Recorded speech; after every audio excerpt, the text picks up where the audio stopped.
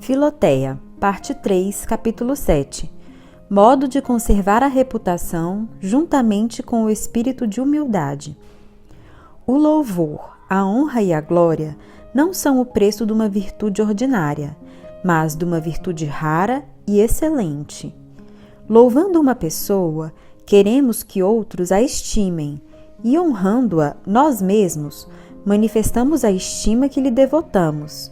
E a glória é um certo resplendor da reputação, que provém dos louvores que se lhe dão e das honras que se lhe tributam, semelhante ao brilho e esmalte de diversas pedras preciosas que, todas juntas, formam uma única coroa. Ora, a humildade, impedindo-nos todo o amor e estima de nossa própria excelência, também não pode consentir que busquemos louvores, honras e glórias, que só são devidas ao merecimento da excelência e da distinção. Entretanto, aconselha o sábio que cuidemos de nosso bom nome, porque a reputação não se funda na excelência de uma virtude ou perfeição, mas nos bons costumes e na integridade da vida. E, como a humildade não proíbe crer que temos este merecimento comum e ordinário, também não nos proíbe que amemos e cuidemos da reputação. É verdade que a humildade desprezaria a fama, se não fosse necessária a caridade. Mas, sendo a reputação um dos principais fundamentos da sociedade humana, e sendo nós, sem ela, não só inúteis, mas até perniciosos ao bem público, pela razão do escândalo que damos, a caridade nos obriga a desejá-la e conservá-la, e a humildade conforma-se com esses desejos e cuidados. Não se pode dizer que o bom nome é para o homem o que o verde de uma bela folhagem é para uma árvore? Com efeito, não são muito apreciadas as folhas de uma árvore, mas servem para embelezá-la e conservar-lhe os frutos ainda verdes e novos. Assim, a reputação não é um bem desejável em si, mas serve de ornamento à nossa vida e muito nos ajuda a conservar as virtudes, máxime as que ainda são tenras e frágeis, pois a obrigação de manter a reputação e ser em verdade aquilo que nos julgam tem grande influência e faz uma suave reação numa alma generosa. Conservemos as virtudes, Filoteia, porque são agradáveis a Deus, o grande e supremo fim de todas as nossas ações.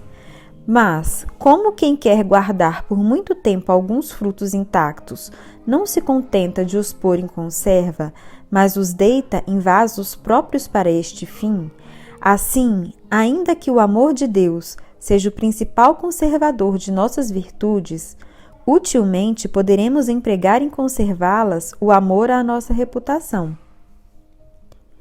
Contudo, não se há de fazer isso com um demasiado ardor e exatidão.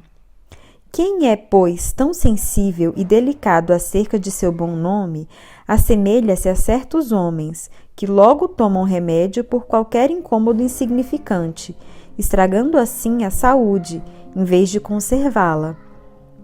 E mesmo a delicadeza exagerada em conservar a fama a põe inteiramente a perder, porque essa sensibilidade extrema nos torna insuportáveis, aborrecidos e bizarros, e provoca contra nós as línguas maldizentes. A dissimulação e o desprezo da detração ou calúnia é de ordinário um remédio mais salutar que o ressentimento, a contenda ou a vingança. O desprezo dissipa tudo, ao passo que a cólera dá um ar de verossimilhança ao que se diz. Conta-se que os crocodilos só mordem a quem tem medo deles. Assim também, digo, a detração ou maledicência só prejudica a quem faz caso dela. Um temor excessivo de perder a fama dá ensejo a outros de pensar que aquela pessoa não se fia muito de seus merecimentos ou da virtude que lhe serve de base. Numa cidade que só tem pontes de madeira sobre os grandes rios, crê-se que qualquer inundação as deite abaixo, mas onde as pontes são de pedra, só há perigo de ruína numa inundação extraordinária. As almas verdadeiramente cristãs desprezam essa torrente de palavras de que a detração enche o mundo. Os fracos é que se inquietam de tudo o que dizem sobre eles. Sem dúvida, Filoteia, todo aquele que quer ver a sua boa fama espalhada por toda parte, a perde completamente. E quem quer receber honras de homens desonrados pelo vício, bem merece perdê-las totalmente. A reputação não é como uma placa que dá a conhecer onde mora a virtude. A virtude lhe deve ser preferida sempre e em toda parte. Portanto, se disserem que és uma hipócrita porque vives cristãmente, ou uma cobarde porque perdoaste a injúria que o próximo te fez, despreza semelhantes juízos, pois, além de virem de gente nécia e por muitas razões desprezível, seria necessário abandonar a virtude para conservar a reputação. Os frutos das árvores valem mais do que as folhas. Nós devemos preferir os bens interiores aos bens exteriores. Sim, pode-se ser cioso de sua honra, mas nunca idólatra, e como nada se deve fazer que ofenda os olhos da gente de bem, tampouco se deve agradar aos olhos dos maus. O salmista diz que a língua maldizente é semelhante a uma navalha afiada e que nós podemos comparar a boa fama a uma cabeleira que, sendo cortada ou raspada completamente, cresce ainda mais densa e bela. Mas, se os cabelos forem arrancados até a raiz, já não crescem quase nunca.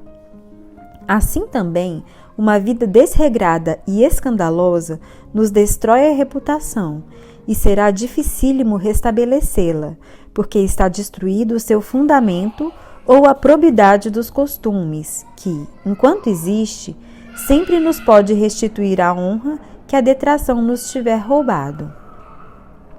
Cumpre, portanto, deixar uma conversa vã, uma companhia inútil, uma amizade frívola, um divertimento, um prazer, se a reputação sofre com isso, posto que valha muito mais que estas satisfações humanas. Mas, se por causa de exercícios de piedade, do progresso na vida espiritual, de aplicação para merecer os bens eternos, o mundo murmurar, rosnar e prorromper em detrações e calúnias, deixemos, como se diz, os cães latirem contra a lua. A navalha servirá à nossa honra, como a faca de podar à vinha que a corta e faz abundar em uvas. Tenhamos sempre os olhos fixos em Jesus crucificados.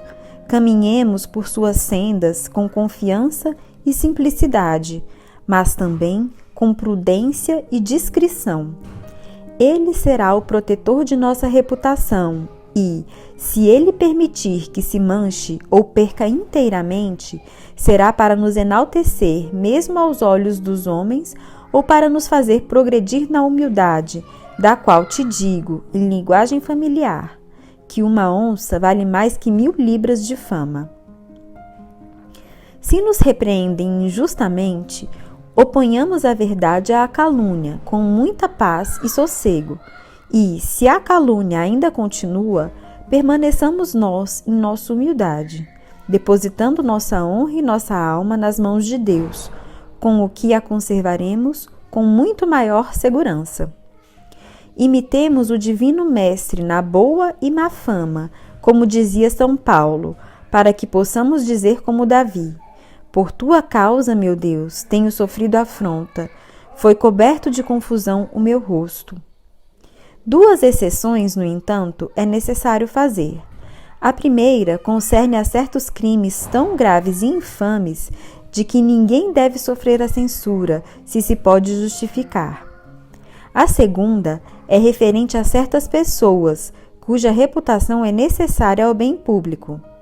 Nestes dois casos, segundo a sentença dos teólogos, é necessário defender-se tranquilamente a reputação dos agravos recebidos.